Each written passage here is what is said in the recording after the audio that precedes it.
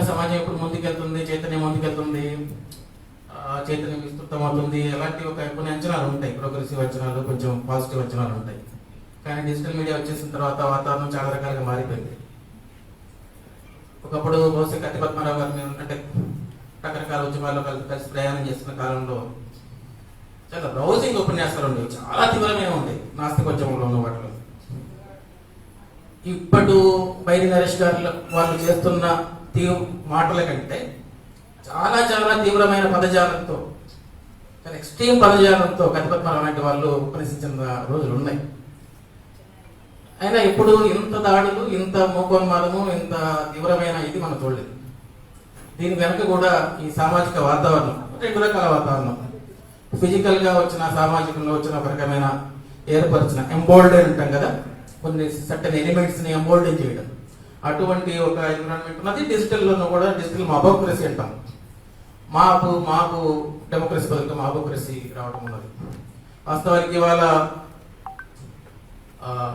చలం లాంటి వాళ్ళు ఉండింటే ఎట్లా ఉండేవాళ్ళు ఇప్పుడు అనిపిస్తుంది. ఆయన అంటాడు కదా, ఎకానమీ ఫార్ట్స్ అండ్ కార్డ్స్ లేకపోవడం దేశభక్తి కన్నా హీనమైన పని. కానీ అట్లాంటి పదాలు ఇవాళ వాడితే ఇవాళ ఆయన కూడా ఎంత ట్రోల్ చేసే వాళ్ళు, ఎట్లా ఎదుర్కొని ఉండేవాళ్ళు, ఎట్లుండేది కూడా అనిపిస్తుంది. దానికంటే ముఖ్యంగా ఠాగూర్ 2 దేశాలకి జాతీయ గీతం అందించిన వాడు ఆయన. ఇండియాకే కాదు, జనగణమనే కాదు, బంగ్లాదేశ్ జాతీయ గీతం కూడా ఆయనదే ఇప్పటికీ. అట్లాంటి 2 దేశాలకి జాతీయ గీతం అందించిన మహాకవి.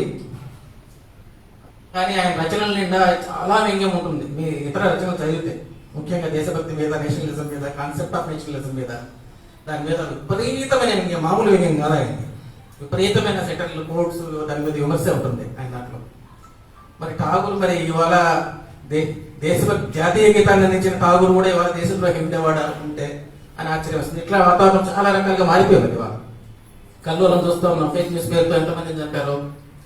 మనకు జహీరాబాద్ లో కూడా ఒక హత్య జరిగింది. ఫేక్ న్యూస్ వాట్సాప్ లో ఏదో సర్క్యులేట్ అవుతుంది, ఇమ్మీడియట్ గా గుంపులు చేరుతారు, అది ఎవరో వాహనం వస్తుంటుంది, కారు వస్తుంది, దాడి చేస్తారు, మంటలు పెట్టేస్తారు, ఇట్లా చాలా రకాలైనవి చూస్తారు.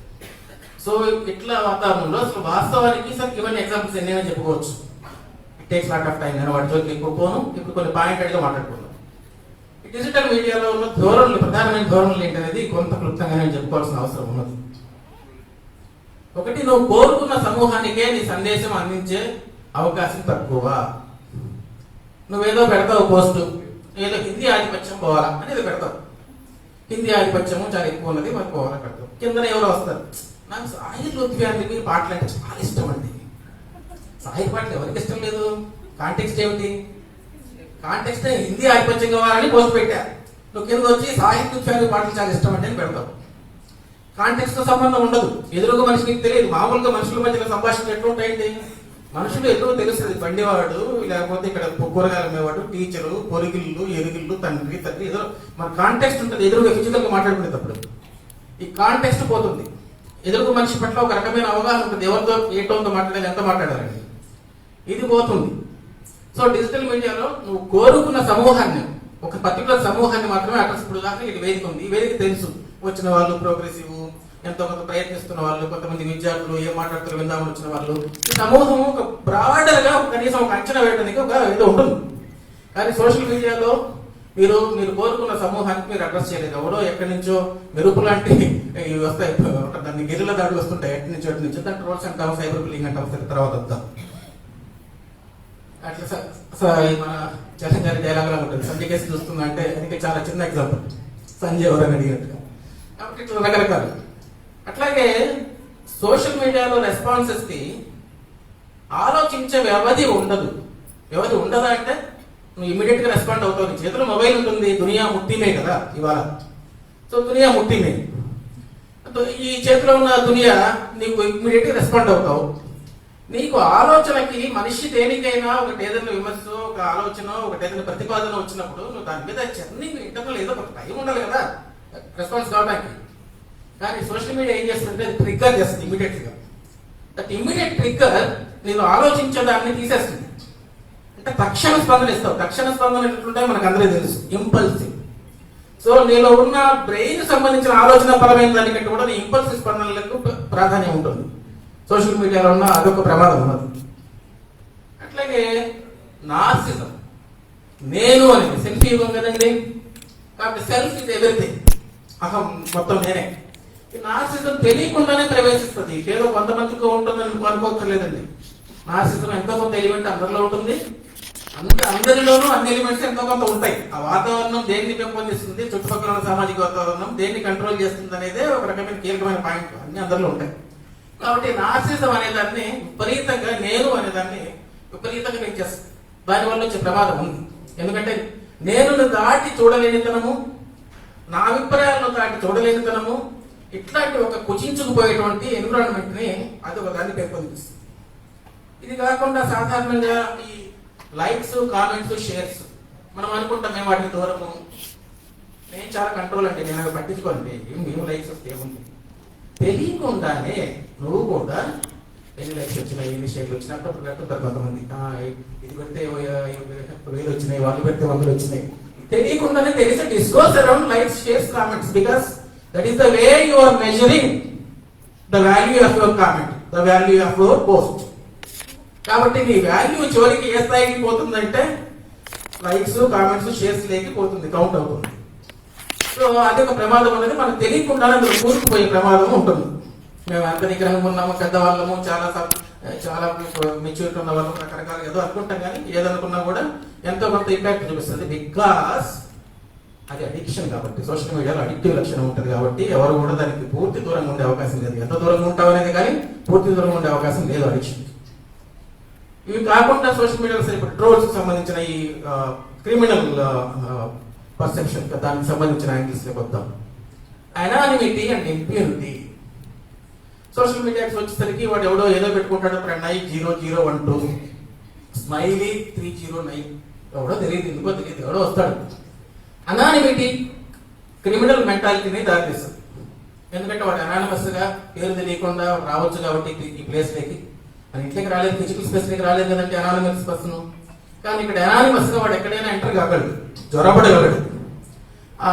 జ్వరపడతారు. మామూలుగా ఫిజికల్ ప్లేస్ లో పుస్తకం ఇవ్వచ్చు, లేకపోతే ఇంకేదో తర్వాత మరుసటి రోజు నుంచి అన్నం తిన్నావా, డిన్నర్ చేసావా, లంచ్ అయిందా, ఏం చేస్తున్నావు. పాపం మీరు చాలా మందికి ఎదుర్కొని ఉంటారు. ఇది చాలా ట్రోలింగ్ లో చాలా ప్రాథమికమైన స్థాయి. మామూలుగా మగ ఆడకి సంబంధించిన ఒక ఆకర్షణకు సంబంధించిన ఒక meet market. Social media being use social media meet market లాగా కూడా ఉపయోగపడుతుంది. సో దట్ మీట్ బిజినెస్ అది. ఆ మీట్ బిజినెస్ లో వాడికి అదే పని. ఎవరు తిన్నారు, తినలేదు, ఎవరు పడుకోలేదు, నిద్రపోయారు, నిద్రపోలేదు, ఈ పని ఉంటుంది. సరే, అది ఒక బేస్ లెవెల్. ఇట్స్ నాట్ మరీ దూరమైన క్రిమినల్, దానికంటే తీవ్రమైనవి మరణాలకు దారితీసి, డిప్రెషన్ దారితీసి చాలా ఉన్నాయి. అది కొంచెం చాలా బేస్ స్థాయి, ప్రాథమికమైన స్థాయి చెప్తున్నాను. సో ఈ ఎనానిమిటీ, తర్వాత ఇంప్యూనిటీ. శిక్షలు పడకపోవచ్చు. ఎవరు వెళ్తారంటే కోర్టు చుట్టూ, పోలీస్ స్టేషన్ చుట్టూ ఎవరు కామెంట్ పెడతారు, తిన్నావా, తినలేదా, బాగున్నావు, చీర బాగుంది అది పెడతారు. ఏమి విసుక్కుంటాము, చీపో అనుకుంటాము అని, దాని మీద వాటి మీద కేసీ పెడతాం అనుకుంటారు కదా చాలా మంది. So there is an impunity, element of impunity. శిక్ష పడకపోవచ్చు అనే ఒక ధీమా. ఇది కూడా సోషల్ మీడియాలో అగ్రెసివ్ వాతావరణాన్ని పెంపొందించే ఒక రకమైన వాతావరణం. సో ఓవరాల్ గా సరే ఇక్కడ చాలా పాయింట్స్ చెప్పుకోవచ్చు. కానీ ఓవరాల్ గా there is an environment where అది మనకి ఇన్ఫార్మల్ డిబేట్స్, ఇన్ఫార్మల్ అర్థవంతమైన చర్చలకి తావు తగ్గిస్తుంది. సోషల్ మీడియాలో తావు తక్కువ. ఇన్ఫార్మల్ డిబేట్స్ అసలు ఉండదాని కాదు. ఉండగలిగిన వాళ్ళు సోషల్ మీడియా పాజిటివ్ పాయింట్స్ నేను 100 చెప్పగలను. సోషల్ మీడియా అనుకున్నాం, దానివల్ల మనకు వచ్చిన జ్ఞానం ఇవాళ ప్రతిదీ గూగుల్లో చూస్తున్నాం. ఇవాళ మ్యాప్ పెట్టుకొని ఇప్పుడు వచ్చాము ఇక్కడికి చేరడానికి కూడా గూగుల్లో. దాని ద్వారా చాలా విషయాల మీద ట్రోల్ నిర్వచనం ఏంటని ఇమీడియట్ గా గూగుల్ లింక్ చూస్తున్నాం. చాలా ఉన్నాయి కదా, దిర్ ఇస్ లాట్. కానీ మనం ఇవాళ మాట్లాడుకుంటున్న సందర్భానికి వస్తే దానికి ఉన్న నెగిటివ్ ఆస్పెక్ట్స్, మన దానిని లోపరుచుకునే ఒక ఇది ఉన్నది కదా, దాని గురించి మాట్లాడుకుంటున్నాం. ఇవన్నీ కాకుండా ఫైనల్లీ ఒక పాయింట్ గురించి కూడా చెప్పుకోవాల్సి ఉన్నది. ఇది అందరికీ అవసరమైనది. ఇది కేవలం ఒక సర్కిల్ కింద కాదు, ఎకో చాంబర్ ఎఫెక్ట్. మన గోడ మీద మన మిత్రులే ఉంటారు ఫ్రెండ్స్ గా. మన గోడ మీద పిడకలు వాళ్ళు బాగుంటుంది, ఈ పిడక బాగుంది, ఆ పిడక బాగుంది అని చెప్తుంటారు. కాబట్టి మన భావజాలము, మనం మాట్లాడేది, సరే నేను కొంచెం లైటర్ వేలో మాట్లాడుతున్నాను, బట్ సీరియస్ గా మాట్లాడుకుంటే మనం పంచుకునే ఆలోచనలు, మన విధానము, మన ధోరణి, ఇవి చాలా బాగున్నాయని మెచ్చుకునే వాళ్ళు, లేదా ఆ సహ ట్రావెలర్స్ ఎక్కువ ఉంటారు మన దాంట్లో.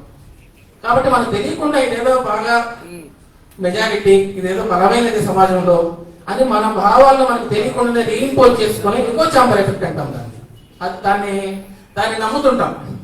వాస్తవానికి మన సంఖ్య అంతా తెలియదు, మన బలం ఎంతో తెలియదు. ఏ పోరాటంలోనైనా శత్రువు బలము నీ బలము బలహీనతలు రెండు తెలుసుకోకపోతే ఆ పోరాటంలో తప్పుదని పట్టే ప్రమాదం ఉంటుంది. సాధారణంగా ఈకో చాంబర్ ఎఫెక్ట్ అనేది సోషల్ మీడియాలో ఉంటుంది, అది కూడా మనం గుర్తుంచుకోవాల్సింది. ఇది కాకుండా దీనికి బ్రాడ్గా వెళ్తే మీడియా, డిజిటల్ మీడియా వచ్చిన తర్వాత ప్రాథమికమైన స్థాయిలో చాలా మంది అనుకున్నది ఏంటంటే ఇది ప్రజాస్వామికమైనది, బికాజ్ ఇట్స్ ఫ్యూడల్ శక్తుల నుంచి లిబరేట్ చేస్తుంది, ఎవరైనా వ్యక్తం చేయొచ్చు. ఇప్పుడు దాకా మీడియా కేవలం ఫ్యూడల్ శక్తుల్లో ఉంది, ఇట్లా కొంత నేరేటివ్స్ వచ్చాం. కానీ over a period a media అయినా colour of the capital important, track the money, ఎవరి ఆధిపత్యం ఉంటుంది మనీ మీద, అది చూడకుండా కేవలం ఒక ఆస్పెక్ట్ తీసుకొని డెమోక్రసీ అనుకుంటే అది ఏమైంది అనేది వాళ్ళు చూస్తున్నాం. దానికి సంబంధించిన ఒక డిఫరెంట్ ఆస్పెక్ట్స్ చూస్తున్నాం. అవి దేశాల ఎలక్షన్స్ ని మార్చేయగలదు, రకరకాలుగా చూస్తున్నాం. సరే, అవన్నీ కూడా వాటి జోలికి పోతాయి. ఇంటర్నేషనల్ పార్టీస్ లో కూడా మీడియా, డిజిటల్ మీడియా ఎస్పెషల్లీ ఎంత పెద్ద రోల్ చేస్తుంది. అమెరికా ఎలక్షన్స్, రష్యన్ ఎలక్షన్స్ చాలా కూడా ఉన్నది. అట్లాగే నువ్వేమి కోరుకుంటావో అది మాత్రమే నువ్వు నమ్మే మీడియా ఒకటి వచ్చేసింది. ఇది నేను చెప్పక్కర్లేదు, తెలుగులో ఉన్న వాళ్ళందరూ తెలుసు, ముఖ్యంగా ఆంధ్ర రాజకీయాలు ఫాలో అయ్యారు బాగా తెలుసు ఏ మీడియా ఏం రాస్తుంది. సో నువ్వేం కోరుకుంటావు? ఒక పోలరైజ్డ్ అట్మాస్ఫియర్ ని విపరీతంగా సోషల్ మీడియా నుంచి కూడా వస్తూ ఉంటుంది.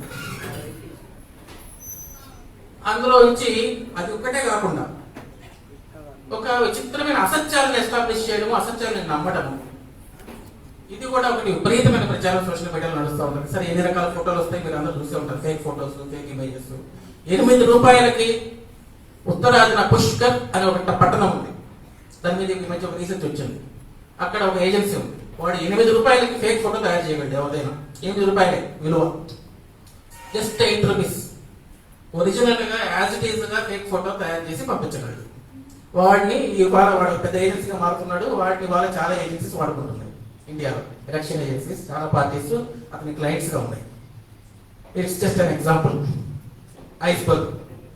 సో ఈ కథలు చాలా. ఇవి కాకుండా ఇంకా విచిత్రమైనవి స్టీరియోటైప్ ఇమేజెస్ ని మన మీద ఇంపోజ్ చేసేవి కొన్ని ధోరణులు ఉంటాయి. గూట్లో యాలకులు పెట్టుకో, బస్సులో యాలకులు పెట్టుకో, కోట్ల రూపాయలు వస్తాయి, అయిపోయాయి. డబ్బు, సెక్స్ రెండు మనుషులకి పరిగెత్తలు కదండి, అన్నిటి చుట్టూ ఆడుకోవడం.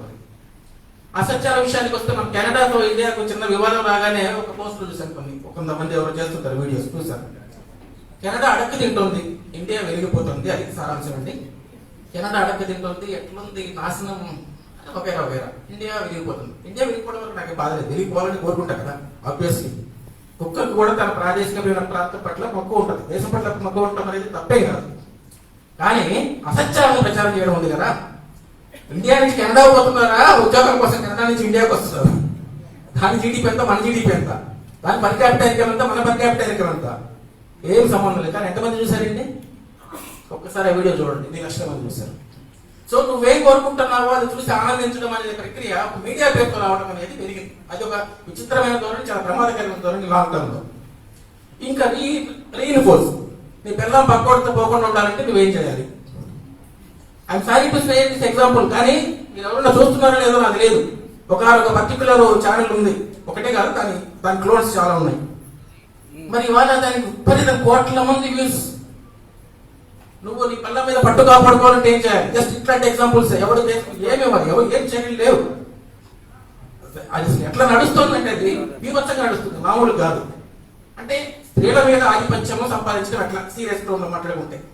కానీ పోస్ట్ చాలా ఎంత డౌన్ గ్రేడ్ ఉంటాయంటే నేను చెప్పలేని విషయం, బీభత్సంగా ఉంటాయి ఇవి పోస్టులు. కానీ ఒక్కొక్క పోస్ట్కి మిలియన్స్ ఆఫ్ వ్యూస్ ఉన్నాయి. ఎటువంటి ఒక వాతావరణాన్ని ఎంకరేజ్ చేస్తుంది అనేది. సరే, స్థూలంగా చూసినప్పుడు గేట్ కీపింగ్ సిస్టమ్స్ పోయినవి. ట్రెడిషనల్ మీడియా ఎంత దరిద్రమైనా, అందులో ఎన్ని లోపాలున్నా, ఎన్ని ఇబ్బందులున్నా, there are certain gatekeeping systems. ఆ గేట్ కీపింగ్ సిస్టమ్స్ సోషల్ మీడియాలో కానీ డిజిటల్ మీడియాలో కానీ ఉండవు. అదే దాంతో వచ్చిన ప్రమాదం. దాని ఇష్టం, దానికి రూల్స్ అండ్ రెగ్యులేషన్స్ లేవు. వాడు ఏదైనా పెడతాడు, ఎట్లయినా నడుస్తాడు. కుక్క, ఎందుకంటే కుక్క మనిషిని కలిస్తే వార్త కాదు, మనిషి కుక్కని కలిస్తే వార్త అంటాం కదా. వాడు క్రియేట్ చేస్తాడు, మనిషి కుక్కని కలిసినట్టు వార్త క్రియేట్ చేసి ప్రచారం చేసేస్తాడు, అయిపోయింది. సరే, వీటన్నిటి వెనకాల ఇంకోటి ఉందండి ప్రమాదము, ఆల్గోరిథమ్స్. ఇది ఇన్ని మాట్లాడుకుని దాని గురించి మాట్లాడుకోకపోతే చాలా ఇబ్బంది. ఆల్గోరిథమ్స్ ఎట్లా పనిచేస్తాయండి? నువ్వేదో చూస్తావు, రీల్లో ఒక వంట చూస్తావు, వరుస పెట్టి నీకు వంటలన్నీ వస్తూనే ఉంటాయి. నువ్వేదో యోగా చూస్తావు, వర్ష పెట్టి యోగాలు వస్తుంటాయి. నేను పాజిటివ్ ఎగ్జాంపుల్స్ చెప్తున్నా, ఇంకా నెగిటివ్ ఎగ్జాంపుల్స్ బాగుండవు ఇక్కడ ఆడియన్స్ ని బట్టేది. ఇంకా వేరే ఎగ్జాంపుల్స్ ఉన్నాయి. నువ్వేదో చూస్తావు, ఇంకా నీకు టన్నులు వస్తానండి. నీకు తెలియకుండానే బానిస అవుతావు. నీ కన్సంప్షన్ ప్యాటర్న్ మారిపోతుంది. సో ఇది ఒక అడిక్షన్. ఈ అడిక్షన్ తప్పించుకోవడం అంత ఈజీ కాదు, మహామోహులు కూడా ఈజీ కాదు. It's very difficult.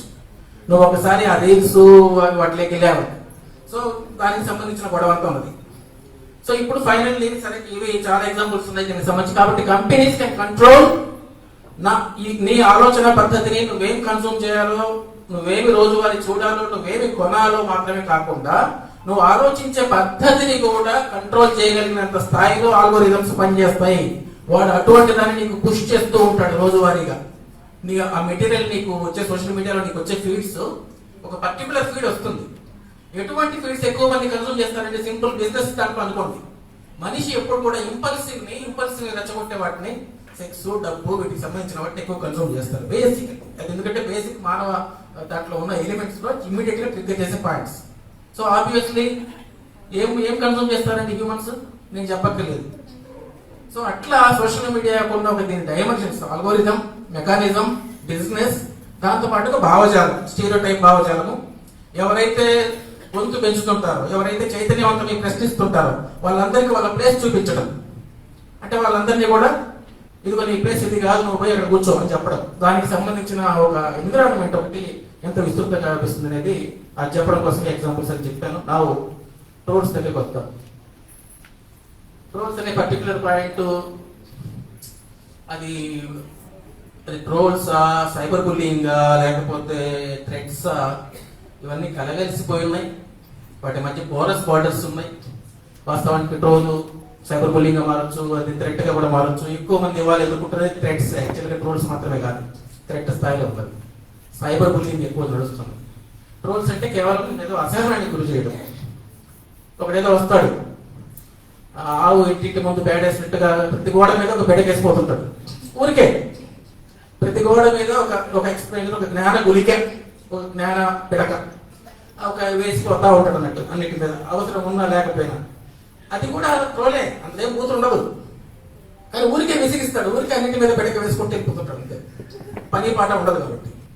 సో ఆ ట్రోల్ అనేదానికి చాలా ఉన్నాయి. అట్లా విసిగించడము, అసహనానికి గురి చేయడము, ఇరిటేట్ చేయడము, చిరాకు పెట్టడము, ఇవన్నీ కూడా జనరల్ ట్రోల్స్ దాంట్లో ఉన్న టెండెన్సీస్. రకరకాల అట్లా ఎగ్జాంపుల్ చాలా ఇవ్వాలి, కానీ టైం కన్సూమ్ అవుతుంది. 25 minutes తర్వాత నాకు చీటీ వస్తుంది తెలుసు, అందుకోసం I just want to run through. So నా ట్రోల్స్ అనేదానికి సరే, ట్రోల్స్ అనే పరిధిని దాటి వాళ్ళ సైబర్ బుల్లింగ్ ఎక్కువ నడుస్తుంది, థ్రెట్స్ నడుస్తున్నాయి. కాబట్టి నేను ట్రోల్స్ అనేదానికి టెక్నికల్ గా పరిమితం కాకుండా వేధింపులు అనే ఒక తెలుగు పదంతో మాట్లాడతాను. వేధింపులు అయితే 3 కూడా వర్తిస్తాయి జనరల్లీ. కాబట్టి వేధింపులు కనుక పనిచేసేది ఏంటి, ఎవరెవరు ఏ రకాలుగా పనిచేస్తారు, దాన్ని ఎట్లా ఎదుర్కోవాలనే విషయాల గురించి మాట్లాడుకుందాం. షేడ్స్ ఆఫ్ డిఫరెన్సెస్ చాలా ఉన్నాయి వాటి మధ్య. సాధారణంగా ట్రోల్స్ సైకాలజీ మీద, సైబర్ బుల్లీస్ అయితేనేమో కొంచెం తెలిసిన వాళ్ళని చేస్తారు. ట్రోల్స్ జనరల్లీ తెలిసినా తెలియకపోయినా చేస్తారు. సైబర్ బుల్లింగ్ జనరల్లీ టార్గెటెడ్ ఉంటుంది. థ్రెట్స్ ఏమో సరే మరి హెవీలీ టార్గెటెడ్. అది ఎవరైనా క్వశ్చన్ చేస్తున్న వాళ్ళు, చైతన్యం ఉన్న వాళ్ళు, లేదు ఏదైనా పుట్టుకతో వచ్చిన ఆధిపత్యాన్ని సవాల్ చేసేవాళ్ళు. పుట్టుకతో వచ్చిన ఆధిపత్యం అయితే మేజర్గా వాళ్ళ రోల్ ప్లే చేస్తూ ఉన్నది కాబట్టి దాన్ని సవాల్ చేస్తారు. పితృస్వామి కావచ్చు, దళితులు కావచ్చు, ఆదివాసులు కావచ్చు, స్త్రీలు, మొత్తం ఎవరైనా కూడా. సో ఇవన్నీ ఉన్నాయి, యాంగిల్స్ ఉన్నాయి. ట్రోల్స్ సైకాలజీ సంబంధించి చాలా స్టడీస్ ఉన్నాయి. ఎక్కువ మంది చేతన్ భగత్ రిపోర్ట్ చేస్తారు ఆ విషయంలో. కానీ చేతన్ భగత్ ఒక్కటే కాకుండా ఆస్ట్రేలియన్ యూనివర్సిటీస్ నుంచి స్టడీస్ ఉన్నాయి, చాలా మంది చేశారు. మామూలు ట్రోల్స్, ఒక స్థాయి ట్రోల్స్, లక్ష్యం లేని వాళ్ళు, కొత్తగా ఎడ్యుకేషన్ లేని సంపదలోకి వచ్చిన వాళ్ళు, ఆవార బ్యాచ్, గాలి బ్యాచ్, మామూలుగా మాట్లాడుకుంటే, మామూలు భాషలో మాట్లాడుకుంటే ఆవార బ్యాచ్, గాలి బ్యాచ్. సెల్ఫ్ కాన్ఫిడెన్స్ లేని వాళ్ళు, ఆత్మవిశ్వాసం లేని వాళ్ళు, దేన్నైనా సాధించగలరనే నమ్మకం లేని వాళ్ళు, స్త్రీలతో సహా, స్త్రీలు కానీ పురుషులు కానీ. చాలా ఉంటుంది. అంటే ప్రపంచం అంతా పతివ్రతంగా ఉండాలి, వాడికి మాత్రం గర్భవతి కావాలి, అట్లాంటివి ఉంటాయి కదండి జనరల్ సోషల్ మీడియాలో. వాటిని వాడు ఇప్పుడు ఉదాహరణకు సహజీవనము తప్పు కాదని అని పెట్టామనుకో, అంతేనంటావా? అందరు తిరుగుబోతులు కావాల్సిందంటావా? ఇంకా ట్రోలింగ్ గురించి చేస్తారు. అంటే వాడికి అంటే ఏం సంబంధం ఉండదు. ద కాంటెక్స్ట్ మీరు ఇందాక చెప్పుకున్నట్టుగా there is no relation. I mean వాడు అదంతా కూడా నా పేరెంట్స్ అదే ఉండదు.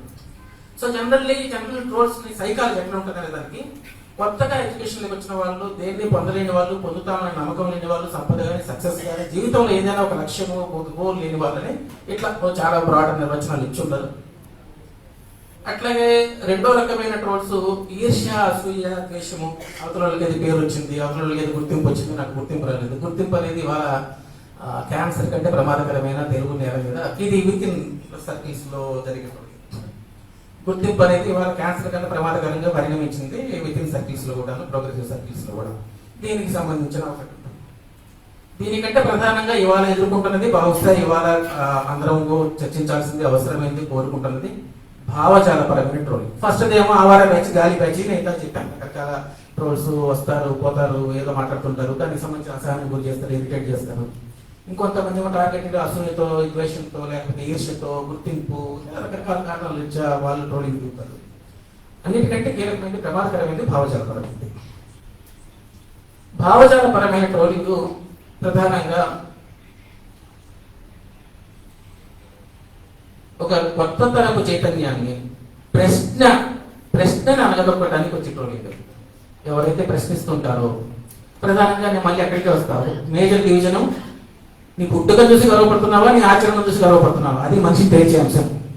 మా తాటి మా అయ్యేది ఇవన్నీ ఉంటాయి కదండి బోర్డక్క, నేను మగ, నేను పలానా మతం, పలానా కులం, అయితే ఏంటిరా సింపుల్ క్వశ్చన్, అయితే ఏంటి, సో వాట్? నువ్వు నీ తాత ఏంటో, నువ్వేంటో, వాడు పుట్టావు, నీ పుట్టుక యాక్సిడెంట్ కదా, పుట్టుక నువ్వేం చేస్తావో చెప్పు, నీ ఆచరణ నాకు ముఖ్యం. సో ఆచరణ ప్రాతిపదికగా సమానత్వాన్ని కోరుకునే, ఎక్కడైనా ఆధిపత్యాన్ని సవాల్ చేసే బృందాలు కలిపినప్పుడు ఆ బృందాలని అనగలొక్కడానికి ఏమి టూల్స్ అవసరమో ఆ టూల్స్. ఆడవాళ్ళు బూతులు అంటే కొంచెం ఇబ్బంది పడతారు కాబట్టి ఆడవాళ్ళ మీద ఎక్కువగా ఉపయోగించే టూల్ బూతు. ఎందుకంటే బూతు పట్ల ఎక్కువ సెన్సిటివ్ ఉంటారు కాబట్టి ఆడవాళ్ళు. కాబట్టి ఆడ అనగానే కనిపించగానే ఒక బూతు పడేస్తే వాళ్ళకి నోరెత్తారండి. సో ఇట్లా భావజాలపరమైన ట్రోల్స్ ఉంటుంది. అది నేను కొంచెం పొలిటికల్ యాంగిల్ కూడా చూస్తే, మనిషి స్వభావానికి సంబంధించి ప్రోగ్రెసివ్ సమూహాలు ఒక భావనని ప్రచారంలో పెట్టాయి. అది మంచి ఉద్దేశంతో పెట్టింది. మనిషి బేసికల్గా మంచివాడండి, చుట్టుపక్కల అది వచ్చి చెడగొట్టింది, ఇది వచ్చి చెడగొట్టింది. మనిషి బేసిక్గా మంచివాడు. I doubt it. మనిషి బేసిక్గా మంచివాడు కాదు, చెడువాడు కాదు. నీ చుట్టుపక్కల సామాజిక వాతావరణము, నీ చుట్టుపక్కల ఆర్థిక పరమైన మెటీరియల్ అండ్ సోషలాజికల్ కండిషన్స్ అని అంటారు. వాటి ఆధారంగా మనిషి స్వభావం మారుతుంది. చుట్టుపక్కల అదే మనిషి కమ్యూనిస్ట్ గవర్నమెంట్ లో ఒక రకంగా ఆలోచిస్తాడు, ఇంకో గవర్నమెంట్ లో ఇంకో రకంగా ఆలోచిస్తాడు. అదే మనిషి ఇంకొక గవర్నమెంట్, అదే సెంట్రిస్ట్ గవర్నమెంట్ లో కూడా ఇంకో రకంగా ఆలోచిస్తాడు. అంటే నువ్వు ఏ రకమైన భావజాలాలు ఎంబోల్డన్ కాకుండా, ఆ భావజాలాలకు సంబంధించిన తీవ్రమైన రూపాలు చెలరేగిపోకుండా కంట్రోల్ చేసే వాతావరణం ఉన్నప్పుడు మనిషి ఆలోచన స్వభావంలో కూడా ఓవరాల్ ఆలోచన, ఒక మీన్ ఆలోచన, ఒక నమూనా లాంటి ఆలోచనలో కూడా కొంత మార్పు ఉంటుంది. అదే అటువంటి భావజాలాన్ని, పుట్టుకతో కూడిన వాటిని, ఆధిపత్య భావజాలను ట్రిగ్గర్ చేసే, వాటిని ఎంకరేజ్ చేసే విధానాలు అమల్లో ఉన్నప్పుడు మెటీరియలిస్ట్ కానీ, లేకపోతే మామూలుగా సామాజికంగా కానీ మనిషి మొత్తంగానే ఆలోచన స్వభావంలో కూడా మార్పు ఉంటుంది. నేను నార్మ్ గురించి మాట్లాడుతున్నా, ఎబరేషన్ గురించి కాదు. Aberration is different from norm. Aberrations ఉంటారు. ఇప్పుడు కూడా సమాజంలో మంచి జరగాలని కోరుకునే వాళ్ళు లేకపోతే ఇంతమంది ఇక్కడ రాదు కదా. సమానత్వం ఉండాలని కోరుకునే వాళ్ళు లేకపోతే ఇంతమంది ఇన్ని ఉద్యమాలు ఉండరు కదా. నేను చెప్పేది ఓవరాల్ గా ఉన్న ఒక వాతావరణం గురించి చెప్తున్నాను. కాబట్టి మనిషి బేసికల్ గా మంచి కాదు, చెడు కాదు. ఆ మనిషిలో ఉన్న ఏ భావజాలాన్ని పట్టి ఉంచే ఒక విధానాలు నీ చుట్టుపక్కల ఉన్నాయి. సోషల్ ఎన్విరాన్మెంట్ ఎట్లా ఉంది అనే దాన్ని బట్టి ఉంటుంది. సో ఇక్కడ ఈ భావజాలము, ప్రస్తుతం ఉన్న భావజాలము స్టీరియోటైపు, పుట్టుకతో కూడిన ఆధిపత్యాలు, పుట్టుకతో కూడిన న్యూయార్క్, వీటన్నిటిని ఎంకరేజ్ చేసి ఎస్టాబ్లిష్ చేసి ఒక స్టీరియోటైప్ భావజాలం ఒకటి నడుస్తున్నది. కాబట్టి ఆ రకమైన భావజాలపరమైన ట్రోలింగ్ ఉంటుంది. ఈ ట్రోలింగ్లో ఎక్కువగా నేను చెప్పక్కర్లేదు. ఎవరైతే పుట్టుక కారణంగా వివక్ష ఎదుర్కొంటున్నారో వాళ్ళందరూ కూడా బాధితులే. దళితులు, స్త్రీలు, ఆదివాసీలు, మైనారిటీలు, వీళ్ళందరూ కూడా ప్రస్తుతం ఉన్న సోషల్ ఎన్విరాన్మెంట్ లో ఎక్కువ మంది బాధితులు. 94% ట్రోల్స్ ఉమెన్ గా జరుగుతున్నాయి. 94% ఉమెన్స్ గా జరిగే వాటిలో ఉత్తర భారతదేశం జరిగిన సర్వేలో మైనార్టీగా జరుగుతున్నాయని తెలియదు. అట్లాగే స్త్రీల మీద ఎక్కువ జరుగుతున్నాయని తెలియదు. ఇట్లా చాలా వరకు ఉన్నాయి. ఇవి కాకుండా సరే భావజాలపరమైన మళ్ళీ కూడా వద్దాం. ఎన్విరాన్మెంట్ ఎట్లా ఉంది? Political armies, digital armies. ఇవాళ ప్రతి పార్టీకి డిజిటల్ ఆర్మీస్ ఉన్నాయి, చాలా పెద్ద ఆర్మీస్. ఒక మహానుభావుడు ఎవరో ఒక 10 ఏళ్ల క్రితం దాన్ని స్టార్ట్ చేశాడు, ఒక ఏజెన్సీ. ఆ మహానుభావుడు వారు రోడ్డు మీద నడుస్తున్నాడు, కానీ ఆయన ఈ దేశంలో పెట్టిన ఒక రకమైన ట్రెండ్ ఇవాళ ఎక్కడ దగ్గర దాటించింది చెప్పలేము. పిలకలు వేసి వికృతమైన పిలకలు వేసి నడుస్తాం. అది రోజు ఒక ఫోటోస్ అంటే డిజిటల్ ఆర్మీస్ పొలిటికల్ పార్టీస్ ని, పొలిటికల్ నాయకులు అంటే ప్రజల్లో తిరిగే నాయకులు కాకుండా వీడు ఎవడో వస్తాడు ఎక్స్పర్ట్ ప్రొఫెషనల్, వాళ్ళు సర్వే చేసి వాళ్ళు కొన్ని నివేదికలు ఇస్తారు. ఇదిగో నీకు 1% తేడా ఉంది, 1% తేడా సార్, ఈ 1% కొట్టేస్తే అయిపోతుంది, పలానా శిబిరంలో తేడా ఉంది. ఆ శిబిరాన్ని ఎట్లా కొట్టాలి, ఆ 1% తేడాన్ని ఎట్లా సంపాదించాలి, డెస్పరేట్ గా ట్రై చేయాలి. ఒక్క నెల ఎలక్షన్స్ ఏం చేయాలి వాడు, ఆ శిబిరంలో ఏదైతే ట్రిగ్గర్ చేస్తుందో ఎలిమెంట్ దానికి కొట్టేట్టుగా ఇమేజరీస్, బుల్లింగ్, సైబర్ ప్రచారం నడుస్తుంది. ఇది సోషల్ మీడియాలో ఈ ప్రొఫెషనల్స్ వచ్చిన తర్వాత, ప్రొఫెషనల్స్ కూలీకి పనిచేసేవాళ్ళండి, గుర్తించాలి. వాళ్ళకి ఏం భావజాలతో సంబంధం ఉండదు. టీడీపీకో, తెలుగుదేశానికో, కాంగ్రెస్కో, వైసీపీకో, బీజేపీకో, ఇంకో పార్టీకో పనిచేసే వాళ్ళందరూ ఆ పార్టీకి సంబంధించిన వాళ్ళు అనుకోకట్లేదు. వాళ్ళు సైనికులు లాంటి వాళ్ళు, వాళ్ళకి భావజాలతో సంబంధం లేదు. ఫైర్ అంటే ఫైర్ అంతే. ఆ ఫైర్ లో కూడా విజయం ఇంపార్టెంట్. విజయం వస్తేనే కదండి వాళ్ళకంటే కూలీలు, జీతాలు, వాళ్ళకంతా కూడా ప్రమోషన్స్ ఉంటాయి. కాబట్టి వాడు చచ్చినట్టు విజయం సాధించి పెట్టాలి. వాళ్ళ పార్టీకి విజయం సాధించి పెట్టాలంటే ఏం చేయాలి, విజయం అర్జెంటుగా సాధించి పెట్టాలంటే దేన్నైనా ప్రపంచంలో అర్జెంటుగా సాధించి పెట్టాలంటే అడ్డదారిలో పోవడమే కదా. ఏదైనా ఒక విజయము ఒక పద్ధతిలో రావాలంటే it takes longer time, it takes proper mechanism. కానీ వాడికి ఇచ్చిన జాబ్ ఏంటి, ఒక సంవత్సరం పాటు వాళ్ళని ఒక ఏజెన్సీ రిటర్న్ తీసుకుంటారు. ఆ ఏజెన్సీ డ్యూటీ ఏంటంటే ఈ సంవత్సరంలో ఆ పార్టీని గెలుపు దిశగా నడిపించడం. అప్పుడు వాళ్ళు అమలు పరిచే టాక్టిక్స్ అన్ని కూడా బిలో ది బెల్ట్ టాక్టిక్స్ లో ఎక్కువ ఉంటాయి. That's what we're witnessing now in the society. వీళ్ళు కేవలం ఆ పార్టీల అనుయాయులకు వాళ్ళకి మాత్రమే మద్దతుగా ప్రచారం చేయడం అది ఉండదు. వీళ్ళు అవసరాన్ని బట్టి with in the progressive space లో కూడా దూరి అందులో కూడా వికృతమైన కొన్ని పోస్టులు పెట్టడము, వికృతమైన కొన్ని ప్రచారాలను క్రియేట్ చేయడము.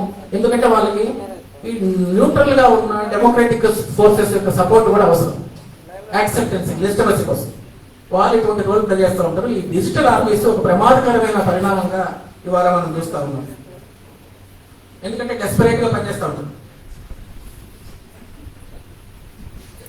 కేవలము పాజిటివ్ అందరికి మాత్రమే అంటే కేవలం ప్రోగ్రెసివ్ సర్కిల్స్ కు మాత్రమే పరిమితం కాదు. కేవలము ఎక్కువ భాగము ప్రోగ్రెసివ్స్ మీద దాడి జరుగుతాయి, మామూలు భావజాలపరమైనవి.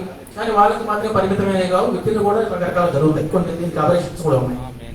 ఉదాహరణకు సుష్మా స్వరాజ్, ఆమె భావజాలం వల్లే విపరీతంగా ట్రోల్ చేసింది. ఆమె పాకిస్తాన్ వీసా ఇష్యూలో ఇప్పుడు సపోర్ట్ చేసినందుకు విపరీతంగా ట్రోల్ చేసింది. ఆమె చివరికి నమస్కారం పెట్టి వదులుకోవాల్సి వచ్చింది, అక్కడి నుంచి వెనక తగ్గాల్సి వచ్చింది. అట్లాగే మొన్న రజనీకాంత్ దేవాలయానికి పోయినందుకు ఆయన సంఘీయం ట్రోల్ చేసింది తమిళనాడు. ఎందుకంటే తమిళనాడులో డామినేట్ వాతావరణము ఇటువైపు నుంచి ట్రోలింగ్ జరుగుతుంది. ఇట్లా రకరకాల అంటే దీనికి సంబంధించిన ఎవరేషన్స్ కూడా ఉంటాయని చెప్తున్నాను. నామేమో ప్రధానంగా ప్రోగ్రెసివ్స్ మీద జరుగుతుంది. దీనికి సంబంధించి వేరే రకమైన ట్రోల్స్ కూడా ఇవాళ వేరే రకమైన శిబిరాలు కూడా అతను నేర్చుకోవడం, ట్రోల్ చేయడం అనేది మనం చూస్తాం. సరే, ఇప్పుడు ఒక పొలిటికల్ పాయింట్ దగ్గర రావాలి. ఏ ఎన్విరాన్మెంట్ దీన్ని అంతటిని పెంచి పోషిస్తున్నది? ఒక 5 మార్పులు జరిగినాయి దేశంలో. ఆర్థికంగా క్యాపిటలిజం విపరీతమైన పెట్టుబడిదారీ విధానాలను అవలంబిస్తూ సామాజికంగా మాత్రం సంప్రదాయ ట్రెడిషనల్ విధానాలని అవలంబించే ఒక భావజాలం ఎస్టాబ్లిష్ ఉన్నది. This is a dangerous trap. ఆర్థికంగానేమో విపరీతమైన పెట్టుబడిదారీ విధానాలు ఏం చేస్తాయి? పెట్టుబడిదారీ విధానాలకి అప్పటి వరకు ప్రొడక్షన్ లో అన్నప్పుడు నా ఉద్దేశం ఎక్స్చేంజ్ వాల్యూ ఉన్న కొత్తగా ప్రొడక్షన్ దగ్గర రావాలి. ఎవరు రావాలి? ఉమెన్ రావాలి. ఎక్స్చేంజ్ వాల్యూ ఉన్న ప్రొడక్షన్ దగ్గర దళితులు రావాలి. అందరూ వస్తేనే కదండి కన్సంప్షన్ లేకి సైకిల్ నడవాలి. కన్సంప్షన్ ఇదంతా మీకు కొంతమందికి ఈ పెట్టుబడిదారీ సైకిల్ నడవడం, కన్సంప్షన్ సైకిల్ నడవడం మీద మాత్రమే ఆధారపడి ఉంటే వస్తుంది. కాబట్టి కన్సంప్షన్ నిరంతరం పెరుగుతూ ఉండాలి. పెట్టుబడిదారీ వ్యవస్థకి నిరంతరం కన్సంప్షన్ పెరుగుతుండాలంటే ఎవరు రావాలి కన్సంప్షన్ లేకి? కొత్తగా ఇప్పటి వరకు ఆ కన్సంప్షన్ సైకిల్ కొత్తగా ఇప్పటి వరకు కారు కొనే వాళ్ళు, ఇప్పటి వరకు ఇల్లు కొనే వాళ్ళు, ఇప్పటి వరకు మొబైల్ కొనే వాళ్ళు, వీళ్ళు రావాలి కదా. కాబట్టి కన్సంప్షన్ సైకిల్ లేకి, మార్కెట్ లేకి కొత్తగా స్త్రీలు, దళితులు, ఆదివాసీలు వీళ్ళందరినీ తెప్పించడం అనేది క్యాపిటలిజం చేస్తుంది. ఆ మేరకి ఇంతకుముందు పుట్టుక మీద ఉన్న ఐడెంటిటీ నీ ఐడెంటిటీ మెటీరియల్ ఐడెంటిటీగా మారుతుంది. ఇంతకుముందు ఎవరబ్బా ఏవి అనే చోట ఏం చేస్తావు అని అడుగుతారు కదా, కొంత మెటీరియల్ మార్పు ఉంటుంది. ఆ మేరకి క్యాపిటలిజము నీ మీద ఉన్న ఆధిపత్యాన్ని ఎంతో కొంత సరళతరం చేస్తుంది. మహిళలకి, ఆదివాసీలకి, దళితులకి, మైనారిటీలకి క్యాపిటలిజం ఎంతో కొంత సరళతరం చేస్తుంది ఆధిపత్యాన్ని, అణచివేతని. అది ఒక వైపు. ఎందుకంటే వాళ్ళు మార్కెట్లో రావాలి కాబట్టి దాని ఇంటర్నల్ బేస్డ్ లాజిక్. కానీ మరోవైపు ఏం చేస్తున్నావు? ఒకవైపునేమో వాళ్ళకి కొంత ప్రోగ్రెసివ్ ఎలిమెంట్, వాళ్ళు బయటికి రావడానికి ఉత్సాహపూరితమైన ఒక ఎన్విరాన్మెంట్ ప్రోత్సహిస్తున్నావు. ఇంకోవైపు ఏం చేస్తున్నావు? పడి ఉండాలంటున్నావు, మొగుడికి పడి ఉండాలి, అయ్యవారికి పడి ఉండాలి, నీ ఊర్లో దొరకు ఠాగూరుకు పడి ఉండాలి. అంటే ఎక్కడ ఉండాలి అక్కడ ఉండాలి. వ్యవస్థ, సంస్కారము, మన విలువలేంటి అది వస్తుంది కదండి ఒక నెరేటివ్. సో ఈ ఇంటి మధ్య ఫ్రిక్షన్ ఉంది. కొత్తగా మార్కెట్లోకి వచ్చిన వాళ్ళు, కొత్తగా ఎడ్యుకేట్ అయిన వాళ్ళు, కొత్తగా కన్సంప్షన్లోకి వచ్చిన వాళ్ళు, కొత్తగా బజార్లోకి వచ్చిన వాళ్ళు, కొత్తగా ఎడ్యుకేషన్ వీళ్ళందరూ కూడా ఎవరైనా సరే కొంత ఫ్రీడమ్ వస్తుంది కదా. బయటకు వస్తే, ఇంట్లోంచి బయటకు వస్తే ఫ్రీడమ్ రాదండి. ఇంట్లోంచి బయటకు అడుగు పెట్టిన పరీక్షలో ఫ్రీడమ్ వస్తుంది ఎంతో కొంత. సో కొత్తగా ఫ్రీడమ్ వచ్చిన వాళ్ళు ఫ్రీడమ్ అక్కడ ఆగాలని కోరుకోరు, ఆ ఫ్రీడమ్ ట్రావెల్ చేస్తుంది, ఫ్రీడమ్ ఇంకా ముందుకు వెళ్తుంటది. అక్కడ ఫ్రిక్షన్ వస్తుంది. నువ్వు ఆర్థిక పరంగానేమో ఎంతో కొంత ఫ్రీడమ్ ఉన్న విధానాల్లో తెస్తున్నావు, సామాజికంగానేమో ఆ విలువలకి, పాత విలువలకి కట్టుబడి ఉండాలని కోరుతున్నావు. There is a friction, inbuilt friction in the system. ఆ ఫ్రిక్షన్ ని రిజాల్వ్ చేయడానికి ఫ్రింజ్ గ్రూప్స్ ని ఆశ్రయిస్తున్నారు. ఇది ఒక మేజర్ అబ్జర్వేషన్. ఫ్రింజ్ గ్రూప్స్ అంటే మీకు తెలుసు, కొంత ఉన్మాదపూరితమైన కొన్ని మోగలు, ఆ మోగలకి ఆ బాధ్యత అప్పగిస్తున్నారు, ఆ ఫ్రిక్షన్ ని రిజాల్వ్ చేయడం బాధ్యత. That's what we're witnessing. రెండోది, పైన ఉన్న రెండు కులాలకు ముద్రగా పడిన ఒక భావజాలము, బ్రాహ్మణ బలియా ఇట్లేదో అంటారు కదండి, ముద్రగా పడిన ఒక భావజాలము, ఒక ఇది దాని ఒక సంస్థ. దాని తర్వాత కింది శ్రేణులకి వెళ్ళి కింది శ్రేణుల పార్టీగా ముద్ర పొందుతుంది నార్త్ ఇండియాలో. బీసీ, ఎస్టీ ఈ రెండు పునాదులుగా ఇవాళ అది ఎస్టాబ్లిష్ అవుతున్నది. ఆ భావజాలం కూడా ఎక్కువగా విస్తృతమవుతున్నది, సీపిన్ అవుతున్నది. సో కిందికి వెళ్లే కొద్దీ ఏదైనా కూడా మొరటు మారుతుంది, రానెస్ ఎక్కువ ఉంటుంది, లౌడ్నెస్ ఎక్కువ ఉంటుంది కింది శ్రేణుల్లో. సో కాబట్టి భావజాలము కింది శ్రేణులను ఆశ్రయించే కొద్దీ రానెస్ అండ్ లౌడ్నెస్ ఆర్ ఇంక్రీజింగ్. ఇది ఒకటి. ఇక్కడ ఇది కొంచెం కాంప్లికేటెడ్ అఫైర్, ఎందుకంటే ఆశీష్ నంది అంతటి వాడిన తర్వాత నోరు మూసుకొని పోవాల్సి వచ్చింది ఏదో కామెంట్ చేస్తే. సో ఇది కొంచెం ఇబ్బందికరమైన, కొంచెం సెన్సిటివ్ స్టేట్మెంటే కానీ, బట్ దాని మూలాలు దానికి ఉన్నాయి. ఎందుకంటే వేల సంవత్సరాలుగా ఆధిపత్యాన్ని అనుభవిస్తున్న వాడు కొత్తగా ప్రదర్శించుకోడు, కొత్తగా దాన్ని చూపించుకోవాల్సిన అవసరం లేదు, కొత్తగా లౌడ్గా ఉండాల్సిన అవసరం లేదు. లౌడ్గా ఉండకుండా కూడా వాడు ఆధిపత్యాన్ని ఎట్లా ఎంజాయ్ చేయాలో వాడికి తెలుసు, ఎందుకంటే 100 సంవత్సరాలు ఉన్నాడు. కొత్తగా ఈ రిసోర్సులు తెచ్చుకుంటున్నవాడు, కొత్తగా సంపదలోకి వస్తున్నవాడు, వాడు దాన్ని ప్రదర్శించుకుంటాడు విపరీతంగా. కొత్త గాడి, కొత్త బంగళ, కొత్త మొబైల్, ఇంత బాగుంది. భావజాలం కూడా అట్లాంటిదే. ఒక ఆధిపత్య భావజాలము కింది పునాదుల్లోకి వెళ్తున్న కొద్దీ మరింత మొరటు మారుతుంది. ఈ దశ కొంతకాలం ఉంటుంది. ఇవాళ అది ఒక నేరేటివ్. పైన ఉన్న రెండు శ్రేణులకు పరిమితమైన బ్రాండ్ అయిన ఒక భావజాలము కిందికి వెళ్తున్న కొద్దీ నార్త్ ఇండియాలో ఇవాళ మరింత కిందికి వెళ్ళింది. ఎవరైనా వెళ్తే తెలుస్తుంది ఆ రాష్ట్రానికి ఎక్కడికి వెళ్ళిందో. సో అది మరింత మొరటు మారడం, మరింత లౌడ్గా కావడం అనేది కూడా తెలుస్తుంది. మెజారిటీని బాధితులుగా చిత్రించడం, ఇది మా అందరికీ తెలుసు, మా అందరూ చూస్తుంది. మెజారిటీ సమూహాన్ని బాధితులుగా చిత్రించడం. ఇంతకాలం మనం బాధితులుగా ఉన్నాం, మనం తొక్కిపెట్టారు, మనకు అన్యాయం జరిగిందని. మెజారిటీ ఏ దేశంలోనైనా మెజారిటీకి బాధితులుగా చిత్రిస్తే ఆ దేశంలో ఏం జరుగుతుందో చాలా దేశాలు చూపించినాయి. అది మన దేశంలో కూడా నడుస్తాం. మరి అట్లాగే మామూలుగా ఉన్న నేరేటివ్ లో గర్వించు అనే నేరేటివ్, ఈ గర్వించనే నేరేటివ్ పలానా కులంలో పుట్టినందుకు గర్వించు, పలానా మతంలో పుట్టినందుకు గర్వించు. ఈ దేశంలో చూస్తున్నప్పుడు కింద ఎవరు ఉండాలి కదా, కింద ఎవరు ఉంటేనే కదా గర్వపడేది. ఈ స్కేల్ అవతల ఉండాలి కదా. కాబట్టి అవతల ఎప్పుడు ఒక విలను, తక్కువ వాడు, తక్కువ స్త్రీ, తక్కువ ఏదో ఉండాలి. ప్రతిదాన్ని నువ్వు గర్వపడాలంటే పక్కన మైనారిటీ ఎవరు ఉండాలి. నేను గర్వపడాలని చూసి వాటికంటే నా సంస్కృతి గొప్పది, నేను ఇట్లా ఉంటావు అట్లా ఉంటావు, మా సంస్కృతి గొప్పది. దానికి ఇట్లా ప్రతి నేరేటివ్ లో కూడా. సో ఈ గర్వించు అనే ఒక నేరేటివ్ అది వచ్చిన తర్వాత అది ఏ లెవెల్కి వెళ్ళింది అనేది ఈ దేశంలో మనం చూస్తాము. దాని ప్రతిఫలనాలు కూడా సోషల్ మీడియాలో, డిజిటల్ మీడియాలో దానికి విపరీతంగా మీరు చూస్తుండొచ్చు. ఈ వీటితో ట్రోలింగ్ తో సంబంధం అనేది మరొక ఆస్పెక్ట్ ఉన్నది, ప్యూర్ పొలిటికల్ ఆస్పెక్ట్. దక్షిణాదిన 80లో అమలు చేసిన స్కీమ్స్ ఏవైతే ఉన్నాయో అవి వాళ్ళ ఉత్తరాది తొలిసారిగా చూస్తున్నది. ఇది లేకుండా మిగిలినవి లేవు. చాలా మంది ఏమంటారంటే అందరూ అట్లంటే మేము ఇట్లా ఏదో పెద్ద ఇక్కడ ఏదో దక్షిణాదిలో ఏదో చైతన్యం వెల్లివిరిసి అక్కడంతా ఏదో అంధకారం యుగమైనట్టుగా మన ప్రోగ్రెసివ్స్ కూడా చాలా మంది మాట్లాడుతుంటారు. అక్కడంతా అట్లా సార్, ఇక్కడ మన వేరే అదేం కాదండి, అంత కాదు. కాకపోతే దక్షిణాదిన అక్కడ ఫస్ట్ టైం వెల్ఫేర్ స్కీమ్స్ అమలవుతున్నాయి. దక్షిణాదిన 80s లో ఎంజీఆర్, అన్నాదురై, తర్వాత ఎన్టీఆర్, 70s తమిళనాడుకి వెళ్తే 70s అనుకోవాలి అమలు చేసిన వెల్ఫేర్ స్కీమ్స్ మీకు తెలుసు. వైఎస్ రాజశేఖర రెడ్డి ఆరోగ్యశ్రీ కొత్త రూపం అయితే సెంట్రల్ స్కీమ్ గా వచ్చింది. కేసీఆర్ రైతు బంధు కొత్త పేరు పెట్టుకొని సెంట్రల్ స్కీమ్ గా వచ్చింది. మీరు ఇటీవల కాలంలో జరిగింది, పాతది కూడా కాదు. అన్నాదురై పెట్టిన అన్నదానం రైస్ పంపిణీ ఇప్పుడు కొత్త పేరు పెట్టుకొని ఇండియాకి వచ్చింది, నార్త్ ఇండియాలో అమలవుతుంది, అన్ని చోట్ల అమలవుతుంది. సో ఎన్ని స్కీమ్స్ సౌత్ ఇండియన్ స్కీమ్స్ అని కొత్త రూపంలో ఇవాళ వస్తున్నాయి, అవి లేకుండా మిగిలినవి లేవు. సో ఇట్లా ఇవన్నీ ఉన్నాయి. సరే ఫైనల్లీ ఒక 2 minutes ఎదుర్కోవడం ఎట్లా, ట్రోల్స్ ఎదుర్కోవడం అనేదానికి అన్నిటికీ ఒకే సూత్రము, బిడుకు బియ్యానికి ఒకటే మంత్రం పనిచేయదు. స్కేల్ బట్టి, కేసు బై కేసును బట్టి ఎదుర్కోవాల్సి ఉంటుంది. కొన్ని కేవలం ఇగ్నోర్ చేయాల్సినవి ఉంటాయి, పిచ్చిపోరా అని వదిలేయడం, బంద్ చేయడం, డోర్ మూసేయడం అంతే, పోరా ఎలా అని మూసేయడం. సారీ కానీ కొంత వాడు ఇప్పుడు మళ్ళీ వాడు చుట్టూ చేసి సో అట్లా బంద్ చేయడం, లేదు బ్లాక్ చేయడం, అట్లాంటి వాటితో కొన్ని ఎదుర్కోవాల్సి ఉంటుంది. దీనికంటే తీవ్రమైనవి, స్త్రీలని కించపరిచేవి, తలెత్తుకోకుండా చేసేవి, డిప్రెషన్ గురి చేసేవి, వేదన గురి చేసేవి, అట్లాంటి చోట కమ్యూనిటీ బేస్డ్ సొల్యూషన్. అందరూ ఇదే సులభమైందేం కాదు, ఎవరు కూడా పరిష్కారాలు ఎవరు రెడీమేడ్గా ఉన్నాయని అనుకోరు, కానీ ఉన్నంతలో కమ్యూనిటీ అంతా కూడా మనలో ఉన్న అంతర్గత విభేదాలు, ఎంఎల్లు, ఎమ్ము, ఇంకొకటి ఈ రకరకాల మన దాంట్లో సంస్థలు చాలా ఉంటాయి కదండి. ఈ సంస్థలో ఉన్న అంతర్గత విభేదాలు పక్కన పెట్టి this is an issue, democratic issue. ఈ డెమోక్రటిక్ ఇష్యూలో అందరం డెమోక్రటిక్ ఆలోచించే వాళ్ళందరం ఒకటిగా నిలబడతామా లేదా, అంతే. మీ మధ్యలో పార్టీల మధ్యలో ఎన్ని తేడాలు ఉన్నాయి, మీ ఆలోచనలు ఎన్ని తేడాలు ఉన్నాయి, ఇంత పక్కన పెట్టండి.